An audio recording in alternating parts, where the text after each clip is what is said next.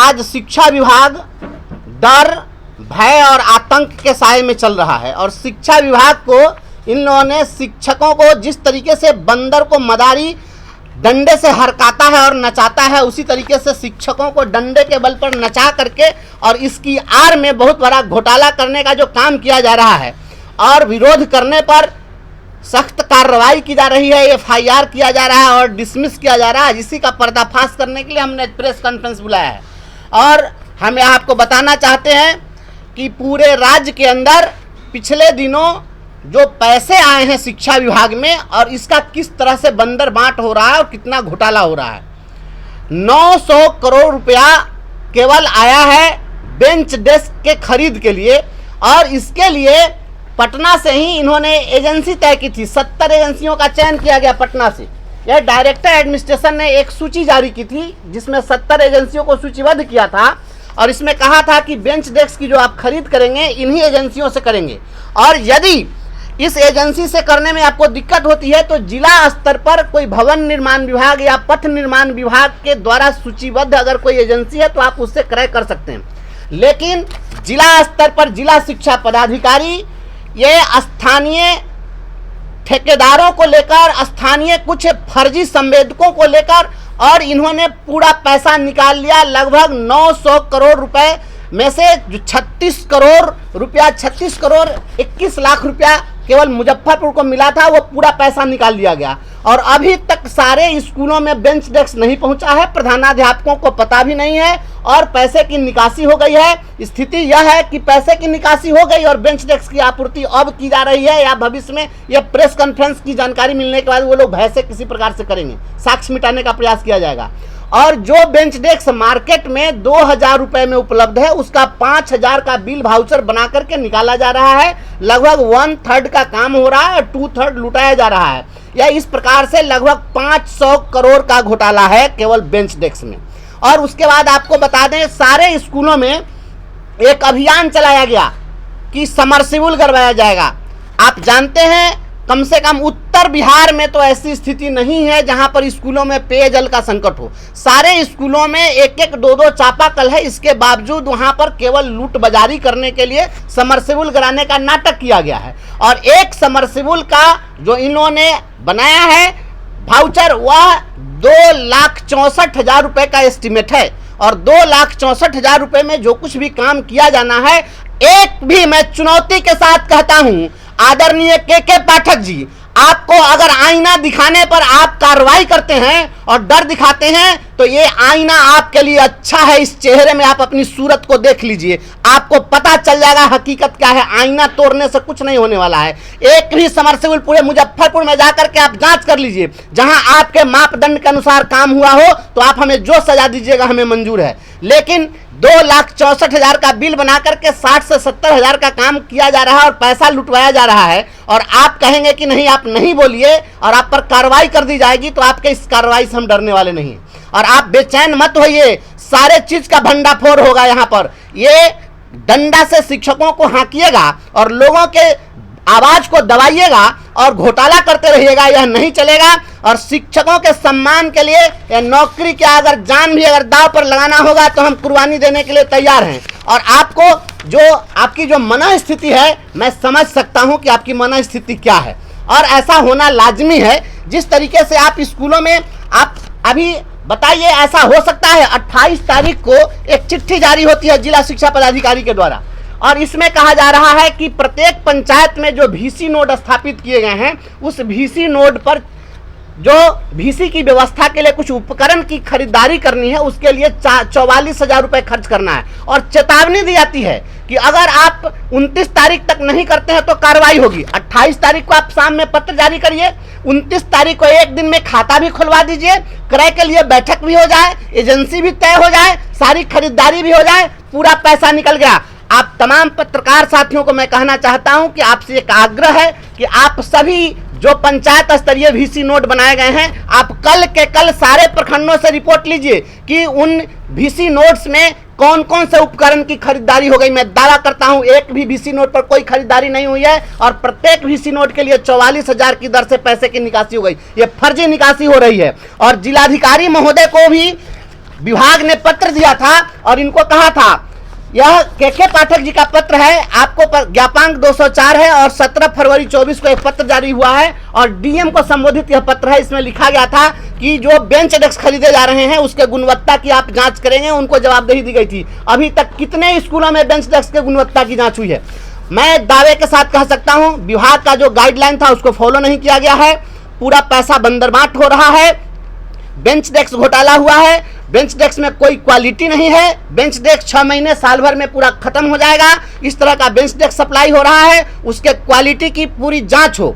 और शिक्षकों के ऊपर जो हंटर चलाने का प्रयास किया जा रहा है, ये आपके हंटर से हम लोग डरने वाले नहीं हैं और बिहार के शिक्षकों को गुलाम आप नहीं समझिए। हम यह अपील करते हैं और हम यह मांग करते हैं राज्य सरकार से और राज्यपाल महोदय से मांग करते हैं कि के पाठक जी के रीजन में जितना पैसा रिलीज हुआ है और जो खर्च हुआ है, पूरे क्रय, उसके अभिस्रव, इन तमाम चीज़ों की जांच हो। स्कूलों पर आपने निर्धारित किया था कि विद्यालय स्तर पर जो क्रय समिति है, वह क्रय समिति कम से कम 3 संवेदकों से कोटेशन प्राप्त करेगी। आप कोटेशन पता कर लीजिए, जो संवेदक वहां सामान सप्लाई किया है, कंप्यूटर से फर्जी एक कोटेशन दे दिया है और उसी कोटेशन के आधार पर यहां से खरीदारी हुई है। कोई विद्यालय स्तर पर क्रय समिति ने कुछ नहीं किया है। हेडमास्टर का या तो फर्जी दस्तखत किया गया है या दबाव देकर के दस्तखत कराया गया है और पैसे की निकासी हुई है। और आदरणीय के पाठक जी, आपने मधुबनी के डीओ को सस्पेंड कर दिया, आपने गया के डीपीओ को सस्पेंड कर दिया। क्यों किया? क्योंकि उसने पूरा पैसा खर्च नहीं किया, वह ईमानदारी दिखाया। पॉसिबल नहीं है कि आप एक सप्ताह में कहिए कि लाखों बेंच डेस्क की आपूर्ति हो जाए, यह मंत्र से बेंच डेस्क की आपूर्ति संभव नहीं है। आप जिस तरीके से अच्छे पदाधिकारियों पर कार्रवाई कर रहे हैं और लुटेरों को लूट की पूरी छूट दे रहे हैं, तो ये इसकी जांच होनी चाहिए। और रही बात हमारे निलंबन और बर्खास्तगी की, तो निलंबन और बर्खास्तगी के लिए जो आप कह रहे हैं कि यह शिक्षक का आचरण नहीं है, तो क्या राज्यपाल के महामहिम राज्यपाल को चुनौती देना एसीएस का क्या यह कैरेक्टर है? क्या बिहार के अंदर में एक प्रतिष्ठित डॉक्टर अजय बाबू जैसे वृद्ध और सम्मानित डॉक्टर को धमकी देना और गाली देना, क्या यह एसीएस का कृत्य होना चाहिए? क्या शिक्षकों को भीसी में गाली देना, पदाधिकारियों के भीसी में रात में 11 बजे तक भीसी करके माँ बहन की गाली देना, अगर गाली देना अगर आईएएस का कैरेक्टर है तो विरोध करना शिक्षक का कैरेक्टर निश्चित रूप से हमेशा रहा है और रहेगा। और गाली देने वाले को हम गालीबाज कहेंगे, भ्रष्टाचार करने वाले को भ्रष्टाचारी कहेंगे, डंके की चोट पर कहेंगे। और यह जो लड़ाई है शिक्षा और शिक्षकों को बचाने की लड़ाई है, इस लड़ाई को हम लड़ते रहेंगे। आपने जो प्रीफैब स्ट्रक्चर बनाया है, बिहार की जनता जानना चाहती है, आपने प्रीफैब स्ट्रक्चर किसके सलाह पर आपने बनाया? टीन के चदरा के गोडाउन में आप गरीबों के बच्चों को पढ़ाना चाहते हैं? आप आकर के उसमें 4 घंटा इस गर्मी के दिन में केवल रहकर दिखा दीजिए, उसके बाद मैं मान लूंगा। टीन का चदरा 1.5 लाख से अधिक का वह नहीं है, आप एस्टिमेट बनवा लीजिए। उस टीन के चदरा के प्रीफैब स्ट्रक्चर को 1 से 1.5 लाख में बनाया जा सकता है। उसकी जो क्वालिटी है आप जांच कर लीजिए और उस पर 5 लाख रुपया प्रति प्रीफैब स्ट्रक्चर निकासी की जा रही है। यह कौन सा न्याय और कौन सी ईमानदारी है? और माननीय मुख्यमंत्री जी कहते हैं कि यही बहुत बड़े ईमानदार पदाधिकारी हैं। तो यदि यह ईमानदारी है तो हम लोग जो आवाज उठा रहे हैं उसकी भी आप जांच करा लीजिए कि ईमानदारी क्या है। पूरे बिहार में आप होली के दिन, दिवाली के दिन, रक्षाबंधन के दिन, नववर्ष के दिन जो विद्यालय खोले जा रहे हैं, केवल सुर्खियां बटोरने के लिए आप कर रहे हैं और सुर्खियों को बटोर करके और आप इन घोटालों पर पर्दा डालना चाहते हैं कि लोगों तक यह बात नहीं पहुंचे। लोगों को यह पता है भी है क्या कि सैकड़ों करोड़ रुपए, हजारों करोड़ रुपए रिलीज हुए और उनका बंदरबाट हो गया। आम जनता के बीच इस बात को हम लाना चाहते हैं और राज्य के तमाम जनप्रतिनिधियों से, माननीय विधायकों से, सांसदों से, सभी से हम अपील करते हैं कि आप लोग इस मुद्दे को उठाइए। यह चारा घोटाला से बड़ा घोटाला इस विभाग में हुआ है और सारे जिलाधिकारी थोड़ी सुचिता दिखाइए। अगर शिक्षक बोल रहा है तो यूं ही नहीं बोल रहा है, और अगर वह बोल रहा है तो उसकी बात को सुनी जानी चाहिए। ऐसा नहीं है कि हम राजनीति करने के लिए बोल रहे हैं। हम चाहते हैं कि अगर आप ईमानदार हैं तो ईमानदारी की टेस्टिंग हो जाए। और बिहार में आप जिस तरीके से गरीबों के बच्चों को, 23 लाख गरीब के बच्चों का आपने नाम काटा, आपने कभी सोचा कि 23 लाख जो बच्चे 3 दिन तक विद्यालय नहीं गए उनका क्या कसूर रहा होगा? जिनके सामने भोजन के लाले पड़े हुए हैं, जो आर्थिक तंगी से गुजरने वाला परिवार है, आप उसका उपहास उड़ा रहे हैं और गरीबों का मजाक बना रहे हैं। उनके गरीबी के ऊपर में आप डंडा चलाएंगे। इन गरीबों के बच्चों को, 23 लाख बच्चों का आपने नाम काटा, आपको इसका क्या अधिकार था?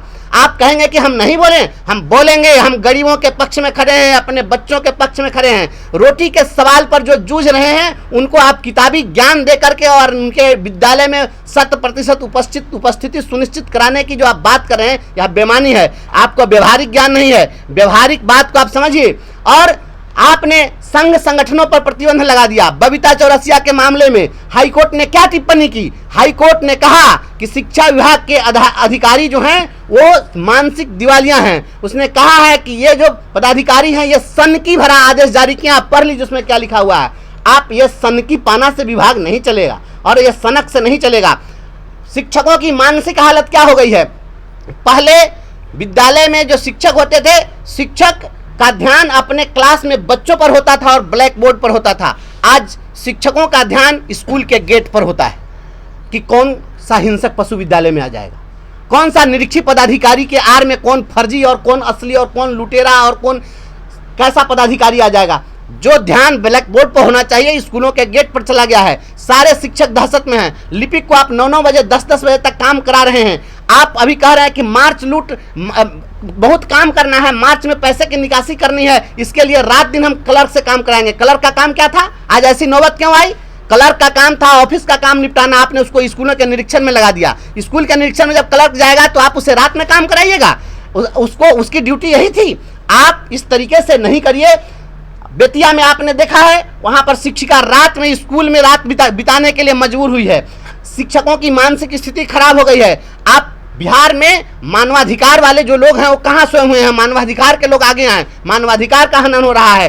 होली के दिन आप देखे हैं एक शिक्षक के आंख पर जख्म हुआ है। आप देखें एक शिक्षक का कपार फाड़ा गया है। सैकड़ों जगह शिक्षकों के कुर्ते फाड़े गए हैं। आप पर्व त्योहार पर लोगों के धार्मिक स्वतंत्रता पर हमला कर रहे हैं, शिक्षकों के डिग्निटी पर हमला कर रहे हैं। इसके खिलाफ हमारी लड़ाई जारी रहेगी और प्रेस कॉन्फ्रेंस के माध्यम से हम जिला प्रशासन से और राज्य सरकार से मांग करते हैं पूरे घोटाले की, सैकड़ों करोड़ के घोटाले की, चाहे वह बेंच डेस्क घोटाला हो, समरसेबुल घोटाला हो, प्रीफैब स्ट्रक्चर घोटाला हो, थाली घोटाला हो, ड्रेस घोटाला हो, जो भी योजना चल रही है सारी योजना में मरम्मती के नाम पर घोटाला हो, इसकी पूरी जांच हो। और जिलाधिकारी मुजफ्फरपुर से मैं मांग करता हूं कि आप जितना भी भाउचर है सारे भाउचर को अविलंब शिक्षा विभाग से जब्त करिए और जब्त करके उसकी तहकीकात कर लीजिए कि किस डेट में बिल भाउचर पास हुआ है, सामान किस डेट में स्कूल में पहुंचाया गया है। समरसेबुल का भाउचर अभी तक अगर पास हो गया तो फिर वहां पर काम क्यों नहीं हुआ? 290 फीट गाड़ना था बोरिंग, वहां 200 फीट गाड़ करके और पैसा निकाल लिया गया।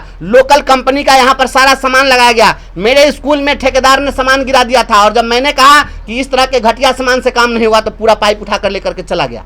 इस तरीके से काम हो रहा है। जांच करा लीजिए, पूरा घोटाला है। इस घोटाला के खिलाफ हमारी लड़ाई है, हम लड़ते रहेंगे इसके लिए। और शिक्षकों के आपने मुख्यमंत्री को चुनौती दिया। माननीय मुख्यमंत्री ने सदन के अंदर कहा कि 10 बजे से 4 बजे तक विद्यालय चलेगा। आपने कहा कि अब 8:30 बजे से स्कूल चलेगा। 8:30 बजे स्कूल का आप मुख्यमंत्री को चुनौती दे रहे हैं, यह विधायिका के शक्ति में हस्तक्षेप कर रहे हैं। और आप चुनौती दे करके, क्या एसीएस की यही जिम्मेवारी है? एक एसीएस अगर मुख्यमंत्री को चुनौती दे, गवर्नर के कार्यों में हस्तक्षेप करे, शिक्षक क्यों नहीं हस्तक्षेप करेगा? आपके घोटाला में हस्तक्षेप करेंगे, सशक्त हस्तक्षेप करेंगे और जरूरत पड़ेगी तो हम इस मामले को हाई कोर्ट से लेकर सुप्रीम कोर्ट तक लेकर के जाएंगे, लड़ेंगे। शिक्षा और शिक्षकों को बचाने की मुहिम जारी रहेगी। फिलहाल जो मामले की जांच आपने